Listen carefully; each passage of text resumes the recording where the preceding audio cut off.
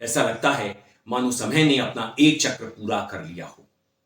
जो शख्स पहले संसद में सवाल पूछे जाने पर, राहुल द्वारा सवाल पूछे जाने पर उनके जवाब नहीं दिया करता था, चीख चीख करके चिल्ला चिल्ला करके बोला करता था, एक अकेला सब पर भारी। समय का चक्र पूरा होने के बाद वही शख्स 2 दिनों पहले जब संसद के सामने प्रकट होता है, तब उस व्यक्ति पर हमें तरस आने लगता है, क्योंकि वही शख्स जो खुद को किसी राजा से कम नहीं समझता था, अब जनता के सामने गिड़गिड़ा रहा था, मिमिया रहा था, रूंधे हुए गले से जनता से दया की भीख मांग रहा था। संसद में एक चुने हुए प्रधानमंत्री का गला घोंटा जा रहा है। देश के प्रधानमंत्री का गला घोंटने का, उनकी आवाज को रोकने का, उनकी आवाज को दबाने का लोकतांत्रिक परंपराओं में कोई स्थान नहीं हो सकता है। किसी ने राह दिखाने का प्रयास किया, किसी ने गुमराह करने का प्रयास किया कि पार्लियामेंट के नए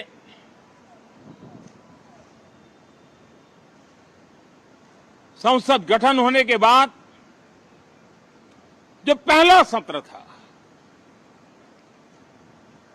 140 करोड़ देशवासियों ने बहुमत के साथ जिस सरकार को सेवा करने का हुक्म किया है देशवासियों ने, उसकी आवाज को कुचलने का अलोकतांत्रिक प्रयास हुआ। 2.5 घंटे तक देश के प्रधानमंत्री का गला घोंटने का, उनकी आवाज को रोकने का, उनकी आवाज को दबाने का लोकतांत्रिक परंपराओं में कोई स्थान नहीं हो सकता है। अरे मोदी जी, आपका गला किसने घोंटा है? सवाल किए हैं जिनके जवाब अभी भी आप देना नहीं चाहते। आप बातों को घुमाना जलेबी की तरह पसंद करते हैं। इसीलिए आपने राहुल के, अखिलेश के, महुआ मोइत्रा के सवालों के जवाब नहीं दिए, आपके मंत्रियों ने नहीं दिए, आपके शिक्षा मंत्री ने नहीं दिए। और पहले सेशन में जिस तरह की बातें आपने कही, राहुल को बालक बुद्धि कहा, निरर्थक बातें की, जनता का समय बर्बाद किया, संसद का समय बर्बाद किया। इसका असर क्या हुआ? आप एक बैल बुद्धि के तौर पर देश में जाने गए और राहुल एक ऐसे नेता के तौर पर जिसे देश की परवाह है। भगवान का मैसेज आया होगा, मोदी जी नोटबंदी कर दीजिए। नोटबंदी कर दिया और अलग अलग ऑर्डर आते हैं। अदानी जी वाला ऑर्डर आता है, बंबई एयरपोर्ट अदानी जी को ऊपर से ऑर्डर आता है, खटाखट ऑर्डर आते हैं। तो नोटबंदी कर दी। स्मॉल और मीडियम बिजनेसेस जो हैं, जो हिंदुस्तान की रोजगार की रीढ़ की हड्डी है, बैकबोन है, उड़ा दिया, खत्म कर दिया। आज नतीजा यह है कि ये जो भी करना चाहे करें, हिंदुस्तान के युवाओं को रोजगार नहीं मिल सकता। Job creation backbone is broken, finish, खत्म। जो संसद का समय बर्बाद करना नहीं चाहता। राहुल तो सवाल करते हैं, अखिलेश सवाल करते हैं। हम सभी लोग, जितने लोग हैं और खासकर समाजवादी लोग, किसानों को एमएसपी मिले, आय दोगुनी हो, उसका रास्ता निकले। लेकिन इधर देखने को मिल रहा है समर्थन मूल्य किसान को न मिल करके जो अलायंस पार्टनर जो सरकार बचा रहे हैं, उन्हें समर्थन मूल्य सरकार दे रही है। ये तो अखबारों में भी छपा है। आप पहले बेरोजगार करते हैं, बेरोजगारी बढ़ाते हैं और उसके बाद ऐसी आधी अधूरी नौकरी लाते हैं जिससे किसी नौजवान का भविष्य बनने वाला नहीं है।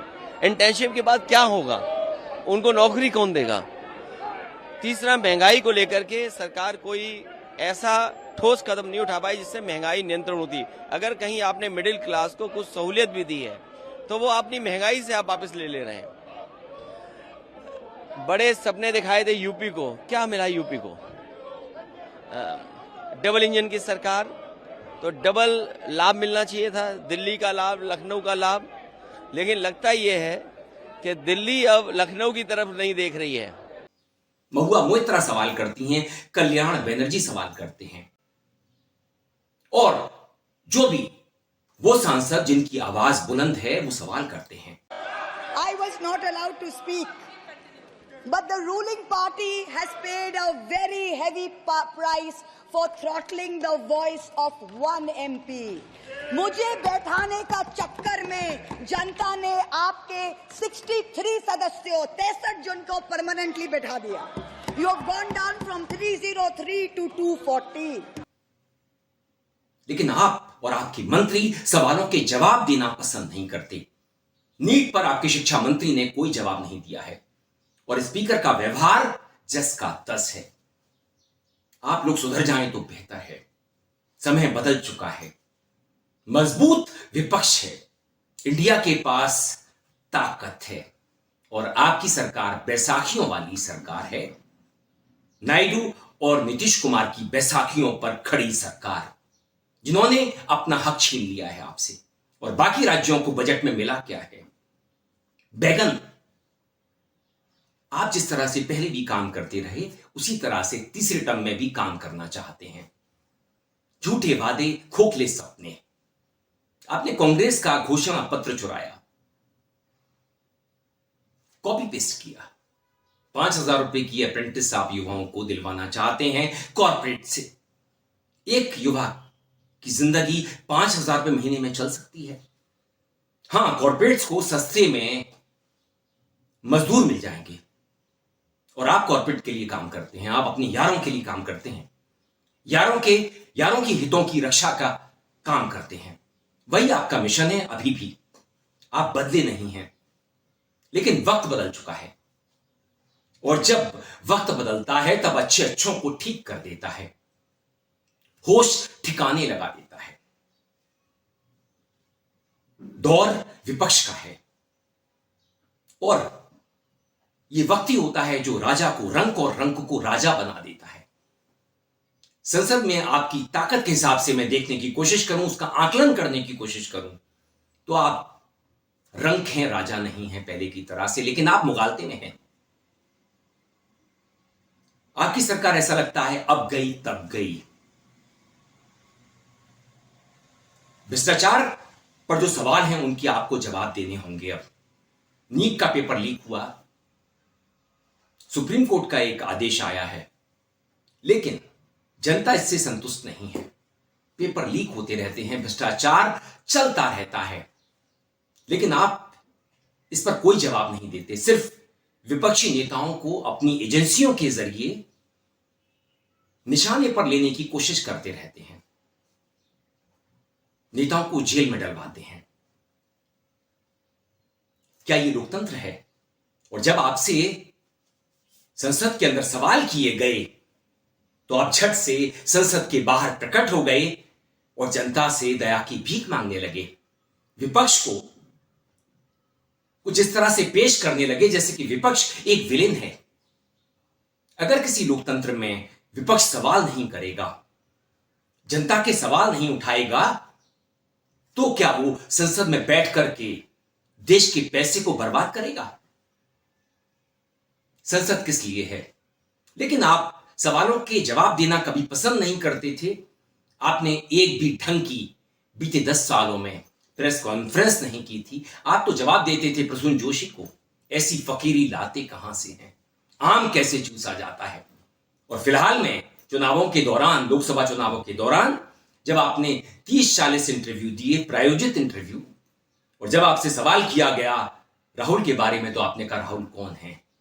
राहुल आज संसद में प्रतिपक्ष के नेता हैं और वही नेता हैं जिनके सवालों को लेकर के आप संसद के सामने आकर के प्रकट हो गए और जनता से दया की भीख मांगने लगे, मिमियाने लगे, गिड़गिड़ाने लगे